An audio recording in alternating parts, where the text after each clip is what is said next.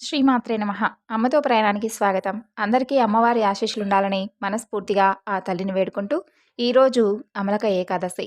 ఏకాదశి మహత్యాన్ని తెలుసుకోవాలంటే ఎన్ని పురాణ కథలు చదివినా సరిపోదు. ఈ ఏకాదశిని ఒక వ్రతంలాగా భావించి, అన్ని నియమాలతో వ్రతం చేసి, పాపాలను పోగొట్టుకొని మోక్షాన్ని పొందినటువంటి ఎందరో పుణ్యపురుషులు ఉన్నారు. ఉపవాసం అనేది ఆధ్యాత్మికంగా మనసుకు ప్రశాంతతనివ్వటమే కాకుండా శారీరకంగా కూడా ఆరోగ్యానికి మేలు చేస్తుంది. 15 రోజులకు ఒకసారి ఒకరోజు మొత్తం ఏమీ తినకుండా ఉండడం వలన కడుపుకు విశ్రాంతి లభించి ఆరోగ్యం దెబ్బతినకుండా ఉంటుంది. సంవత్సరంలో మొత్తం 24 ఏకాదశులు వస్తాయి. ఒక్కొక్క ఏకాదశికి ఒక్కొక్క ప్రత్యేకత ఉంటుంది. ఈ ఫాల్గుణ మాసంలో హోలీ పండుగకు ముందు వచ్చేటటువంటి ఏకాదశిని అమలక ఏకాదశి, అమలకి ఏకాదశి అంటారు. ఈరోజు ఉసిరి చెట్టుకు విశేషమైనటువంటి పూజలు చేస్తారు. శ్రీ మహావిష్ణువును ఈరోజు ఉసిరి చెట్టులో కొలువుతీరి ఉంటాడని చెప్పి పురాణాలు చెబుతున్నాయి. మరి ఇంతటి పవిత్రమైనటువంటి ఈ ఏకాదశి రోజున స్వామివారి కథలను ఎవరైతే భక్తి శ్రద్ధలతో వింటారో స్వామి అనుగ్రహం ఉంటుంది. పూర్వం ఒకానొకప్పుడు ఉత్తర భారతదేశంలోని ఆర్యావర్తం అనేటటువంటి ప్రదేశంలో మహర్షుల యొక్క నివాస స్థానమైనటువంటి నైమిషారణ్యం అనే పుణ్యస్థలంలో మహర్షులందరూ కూడి యజ్ఞ యాగాదులను ఆచరిస్తూ ఉండగా ఆ యాగశాలను తిలకించేందుకు అక్కడకు సూత మహర్షుల వారు వస్తారు. ఆయన రాక శౌనకాది మహామునులందరికీ ఎంతో ఆనందం కలిగిస్తుంది.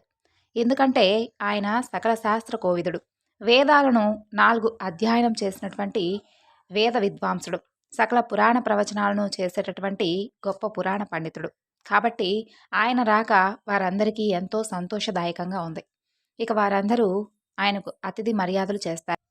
ఉచితాసనంపై ఆయన్ను కూర్చోబెడతారు. అప్పుడు శౌనకుడు అడుగుతాడు, ఓ సూత మహర్షి, మీ రాక మాకెంతో ఆనందం కలిగిస్తుంది. మా ఆశ్రమాలను పునీతం చేశారు. మీరు చెప్పగా మేము ఎన్నో పురాణ కథలను విని తరించాం.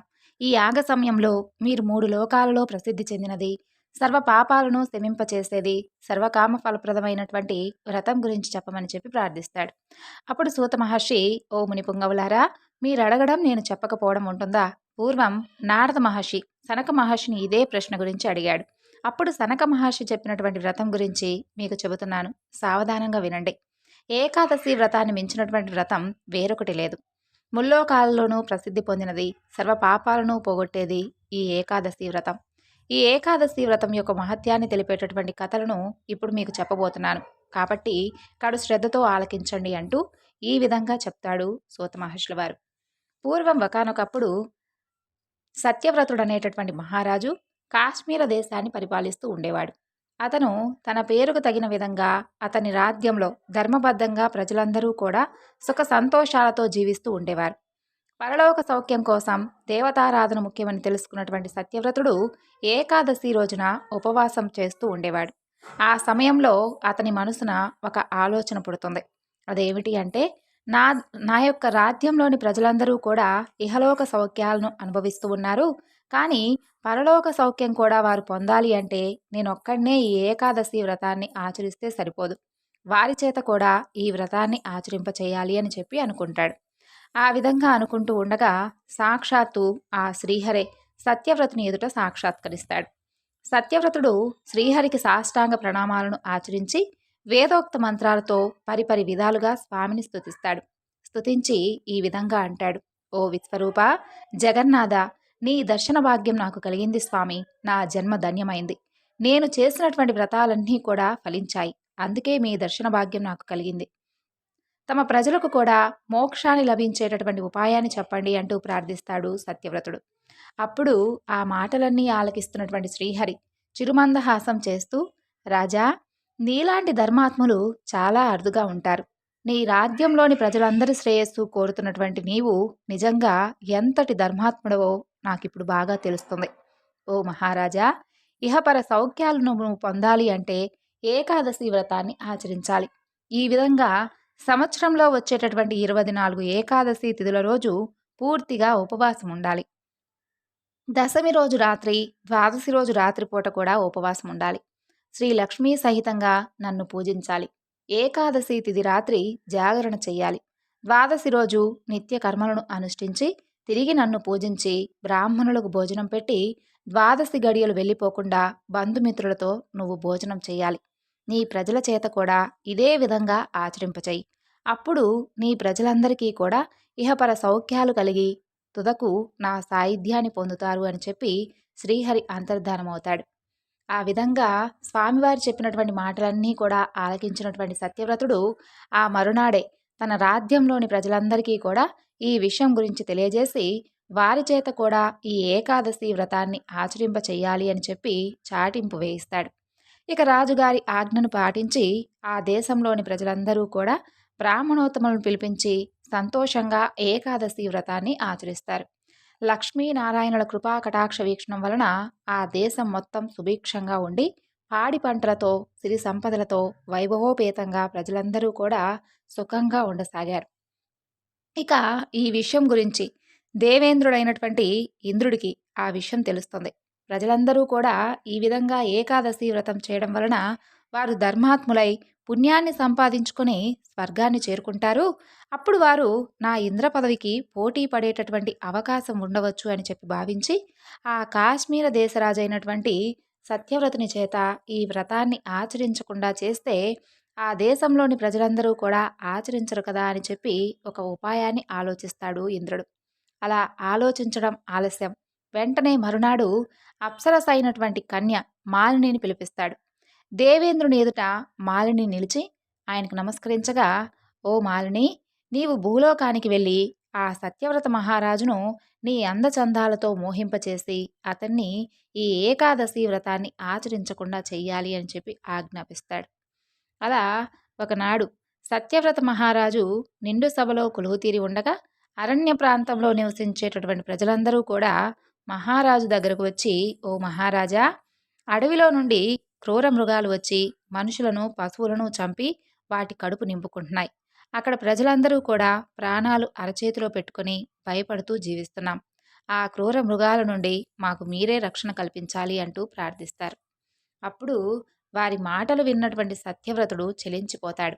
ఆ మరునాడే సత్యవ్రతుడు తన సైన్యంతోనూ పరివారంతోనూ వేటకు బయలుదేరి వెళతాడు. ఆ క్రూర మృగాలను వేటాడి చంపేస్తాడు.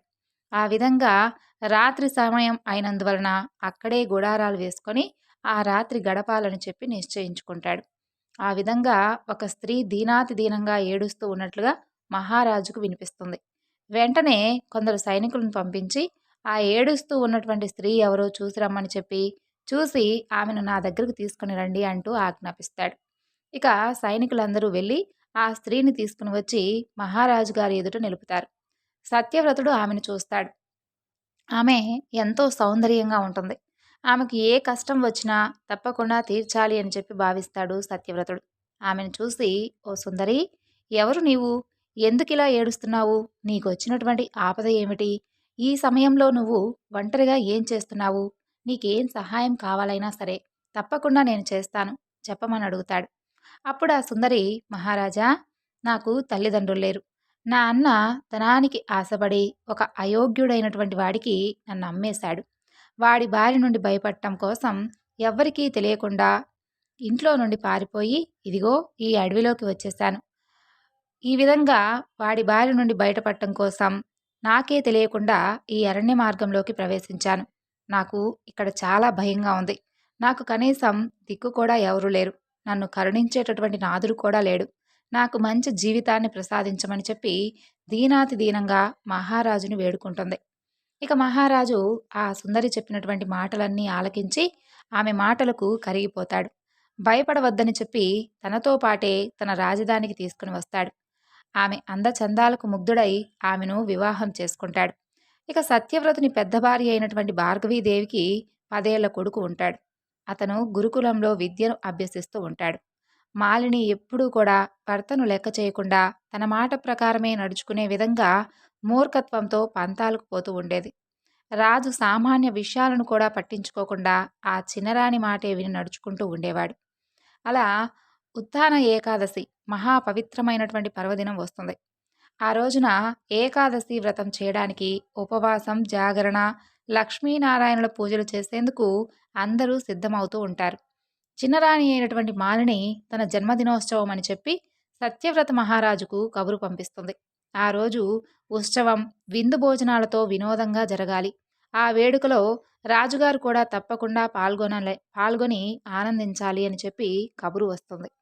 ఆ వార్త విన్నటువంటి సత్యవ్రత మహారాజు ఆలోచనలో పడతాడు.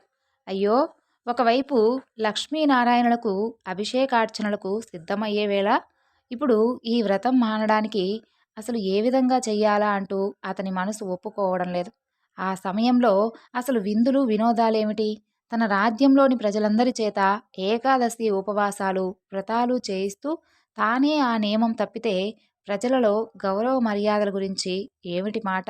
అంతేకాదు తాను నమ్మినటువంటి దైవానికి ద్రోహం చేసినట్లవుతుంది కదా!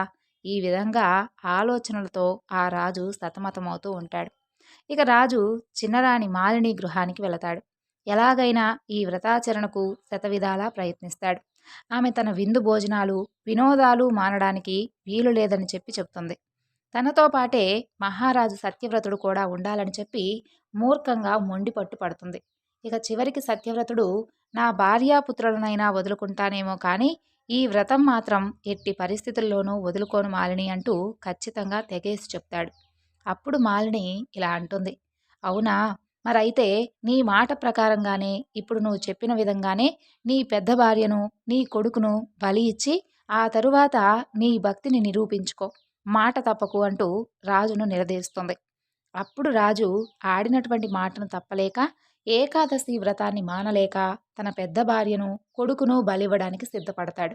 పెద్దరాణిని చంపేందుకు ఒక కత్తిని తీసుకుంటాడు. ఎత్తినటువంటి ఆ కత్తి పూలహారమై ఆమె మెడలో పడుతుంది. అక్కడ మహాలక్ష్మి సమేతుడైనటువంటి లక్ష్మీనారాయణ స్వామి వారు దర్శనమిస్తారు. సత్యవ్రతునికి దేవేంద్రుని యొక్క కుట్ర, అతను పంపించినటువంటి అప్సరస కన్య ఆ మాలిని గురించి వివరంగా చెబుతాడు. రాజా, నా అనుగ్రహం ఉన్నంత వరకు ఎవరి మాయలు నిన్ను ఏమీ చేయలేవు. ఇకనైనా ఈ స్త్రీ మీద వ్యామోహం విడిచిపెట్టు. నీ రాజ్యం నుండి దీనిని ఇప్పుడే వెళ్ళగొట్టు. నీవు ధర్మ మార్గాన్ని ఎప్పటికీ విడిచిపెట్టవద్దు. నీకు తప్పకుండా అన్నీ శుభాలే కలుగుతాయి అని చెబుతాడు. సత్యవ్రత మహారాజు స్వామికి నమస్కరిస్తాడు. ఆ స్వామి అదృశ్యమవుతాడు. సాక్షాత్తు శ్రీ మహావిష్ణువును దర్శించుకున్నటువంటి సత్యవ్రతుడు పరమానంద భరితుడవుతాడు. ఇహలోక సుఖాల మీద విరక్తి చెంది రాజర్షి అయి కేవలం తన జీవితాన్ని, రాజధర్మాన్ని నెరవేరుస్తూ ప్రజలందరికీ అంకితం చేస్తాడు. తరువాత శ్రీహరి సేవలోనే తన జీవితమంతా సాగిస్తాడు. చివరికి విష్ణులోకాన్ని పొందుతాడు సత్యవ్రత మహారాజు. కాబట్టి ఓ మునిపుంగవులారా, విన్నారు కదా, సత్యవ్రత మహారాజు ఏకాదశి వ్రతాన్ని ఆచరించి విష్ణు సాయుధ్యాన్ని ఏ విధంగా పొందాడో మీరందరూ కూడా విని తరించారు కదా. మరిప్పుడు ఏకాదశి వ్రతాన్ని ఆచరించినటువంటి మరొక భక్తుని కథ కూడా తెలుసుకుందామంటూ మరొక కథను ఈ విధంగా చెప్పసాగాడు. పూర్వకాలమున గాలవుడనేటటువంటి మహర్షి నర్మదా తీరమును నివసిస్తూ ఉండేవాడు. అతను పరమ శాంత స్వభావుడు, గొప్ప తపోనిధి. ఇక ఆ నర్మదా నదీ తీరమైతే నానావిధ వృక్షాలతో కూడి ఉండేది. సిద్ధులు, చారణులు, యక్ష గంధర్వ విద్యాధరులు అక్కడ విహరిస్తూ సేవిస్తూ ఉండేవారు. కందమూలాలు, అనేక రకాలైనటువంటి ఫలాలతో నిండి ఉండేది ఆ ప్రాంతం. మునుల చేత సేవింపబడుతున్నటువంటి ఆ ప్రదేశంలో గాలవ మహర్షి చాలా కాలం నివసిస్తూ ఉండేవాడు. కొన్ని రోజులకు గాలవ మహర్షికి భద్రశీలుడనేటటువంటి పుత్రుడు జన్మించాడు. అతను పూర్వజన్మ జ్ఞానం కలవాడు, జితేంద్రియుడు, సుప్రసిద్ధుడు, నారాయణ భక్తుడు. భద్రశీలుడు మహాబుద్ధిమంతుడవడం వలన బాల్యంలో కూడా మట్టి విష్ణు ప్రతిమను చేసుకొని స్వామిని పూజిస్తూ ఉండేవాడు. అది అతని బాల్య క్రీడలలో ఒక భాగంగా మారిపోయింది. సర్వకాలాలలోనూ శ్రీ మహావిష్ణువును పూజించాలి అని అతని భావన. ఆ విధంగా తోటి మిత్రులకు కూడా చెబుతూ ఉండేవాడు. ఓ మునీశ్వర, ఇలా భద్రశీలునిచే చెప్పబడినటువంటి తన తోటి మిత్రులు కూడా కలిసి స్వామివారి ప్రతిమను మట్టిచే తయారు చేసుకొని విష్ణు భక్తితో అర్చిస్తూ ఉండేవారు. సర్వ ప్రాణకోటికి మూలాధారమైనటువంటి శ్రీ మహావిష్ణువును ప్రార్థించుట, ఈ లోకాలన్నిటికీ శుభాలు కలగాలని కోరుకుంటూ ఉండేవారు వారందరూ కూడా. క్రీడా సమయంలో కూడా ఏకాదశి అనేటటువంటి సంకల్పం చేసుకొని శ్రీహరి వ్రతాన్ని చేస్తూ ఉండేవారు. ఇలా సచ్చరిత్ర కలిగినటువంటి కుమారుని చూసి గాలవ మహర్షి ఆశ్చర్యం పొంది పుత్రుని కౌగిలించుకొని ఇలా ప్రశ్నించాడు. ఓ కుమారా, భద్రశీల, నీవు ఖచ్చితంగా భద్రమైనటువంటి శీలం కలవాడవే నాయనా. నీ చరిత్ర యోగులకు కూడా తెలుసుకోవడం కష్టసాధ్యం. మంగళప్రదమైనటువంటి హరిపూజను ఎల్లప్పుడూ చేస్తూ సర్వ ప్రాణకోటి శ్రేయస్సును కోరుతూ ఏకాదశి వ్రతాన్ని ఆచరిస్తున్నావు. నిషిద్ధమైన వాటిని విడిచి సుఖదుఖాలను విడిచిపెట్టి మమకార రహితుడవై శాంత చిత్తముతో హరిధ్యానం చేస్తూ ఉన్నావు. బాలుడవైనటువంటి నీకు ఇటువంటి బుద్ధి ఎలా కలిగింది? మహాత్ములను సేవించడానిదే హరిభక్తి కలగదు. సామాన్యంగా లోకంలోని మానవులకు అవిద్య వలన కామ్య కార్యములందు ఆసక్తి కలుగును. నీకు ఏ విధంగా అలౌకికమైనటువంటి బుద్ధి కలిగినది? మానవులకు సత్సంగం ఉన్నప్పటికీ పూర్వజన్మ సుకృతం లేనిదే భగవద్భక్తి కలగదు. అందుచేతనే నేను నిన్ను చూస్తుంటే ఆశ్చర్యపోతున్నాను. కాబట్టి నీపైన ప్రేమతో అడుగుతున్నాను, నాకు తెలియజేయవా అని అడుగుతాడు. అప్పుడు పూర్వజ్ఞానం కలవాడైనటువంటి భద్రశీలుడు ఆనందంతో తాను అనుభవించినటువంటి విషయాన్ని యథాతథంగా తండ్రికి ఈ విధంగా తెలియజేస్తున్నాడు. ఓ తండ్రి మహాముని, నేను పూర్వజన్మలో అనుభవించిన దాని గురించి చెబుతున్నాను. నాకు పూర్వజ్ఞానం కలదు కాబట్టి యమధర్మరాజు నాతో చెప్పినటువంటి విషయం గురించి మీకు చెబుతున్నాను, వినండి అంటాడు. ఆ మాటలు విన్నటువంటి గాలవ మహర్షి మరలా ఆశ్చర్యం చెంది ప్రేమతో మహాబుద్ధిమంతుడైనటువంటి భద్రశీలునితో, ఓ మహానుభావ, నీవు పూర్వజన్మలో ఎవరివి? యముడు నీతో ఏమని చెప్పాడు? ఎందువలన చెప్పవలసి వచ్చింది అని అంటాడు.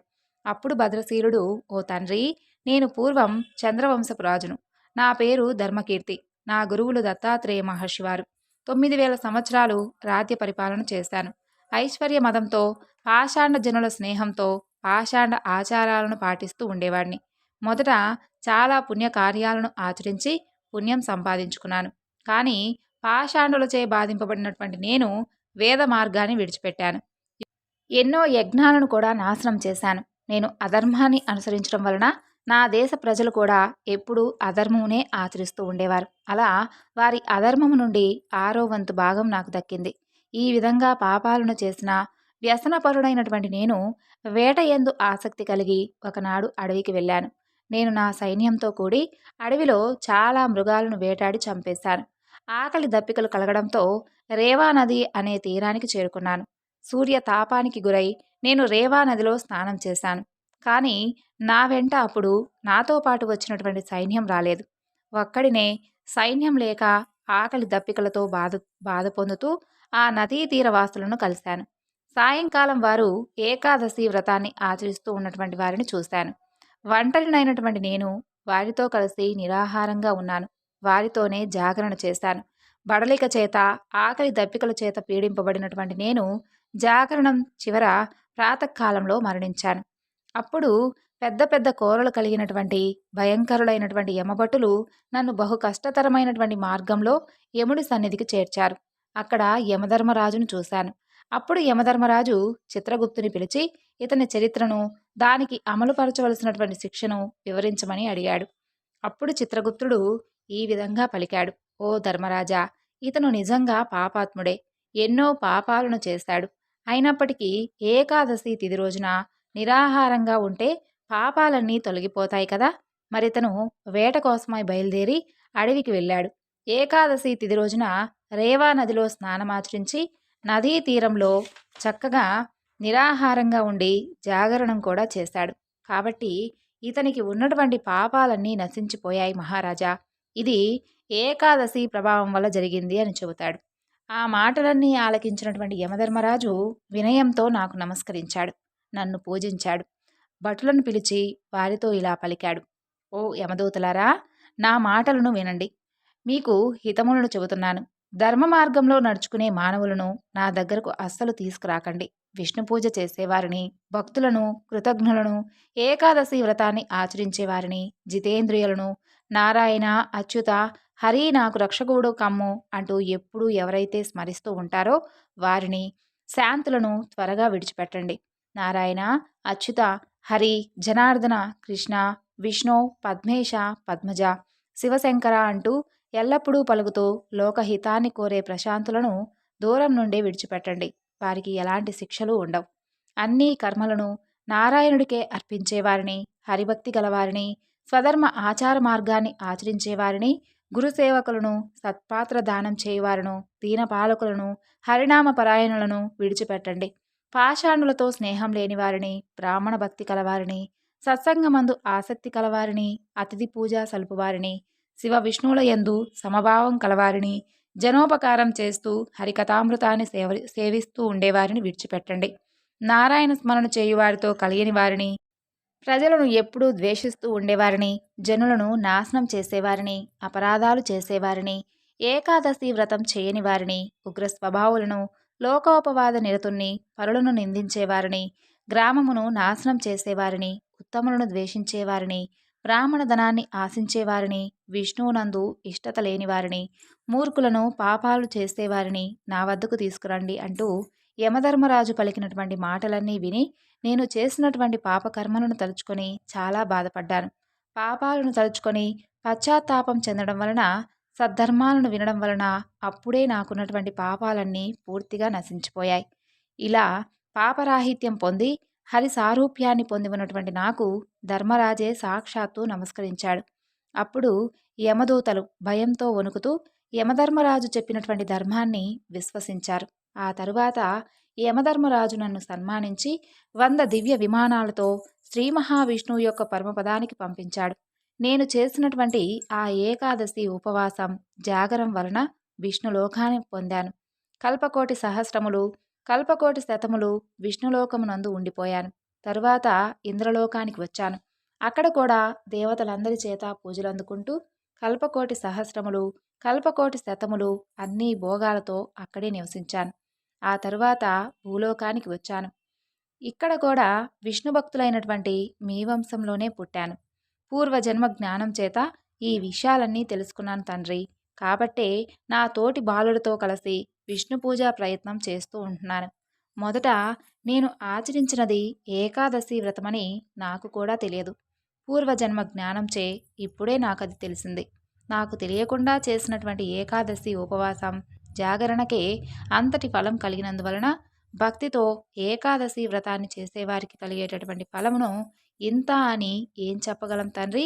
కాబట్టి ఓ తండ్రి, నేను పరమ పవిత్రమైనటువంటి ఏకాదశి వ్రతాన్ని ఆచరించదను.